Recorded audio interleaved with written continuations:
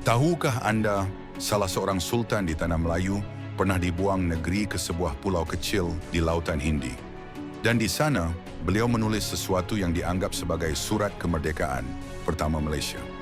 Kisah ini bermula pada tahun 1874 apabila Perjanjian Pangkor ditandatangani. Perjanjian ini memperkenalkan sistem residen British di Perak. Sultan Abdullah Muhammad Shah II yang pada mulanya menandatangani perjanjian itu, akhirnya mendapati kuasa baginda semakin terhakis kerana segala keputusan negeri ditentukan oleh residen British, J dan W. Birch. Namun, ketegangan memuncak apabila Birch dibunuh di Pasir Salak pada tahun 1875. Walaupun peranan sebenar Sultan Abdullah dalam pembunuhan ini masih diperdebatkan, pihak British menuduh baginda sebagai dalang. Akibatnya, Sultan Abdullah bersama beberapa pembesar Perak ditahan dan dibuang negeri ke Pulau Seychelles pada tahun 1877.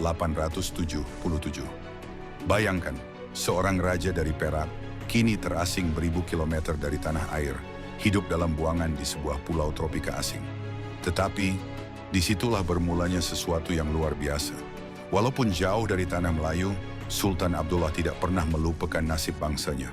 Di Seychelles, baginda menulis surat-surat panjang kepada pihak British, menuntut agar rakyat Perak diberikan keadilan, hak dan peluang untuk mentadbir negeri sendiri. Sebahagian ahli sejarah melihat surat ini sebagai cikal bakal kesedaran kemerdekaan, jauh sebelum wujudnya gerakan nasionalisme abad ke-20. Lebih menarik lagi, catatan rasmi British menyebut bagaimana Sultan Abdullah tetap menjalani kehidupan berdaulat walaupun dalam buangan.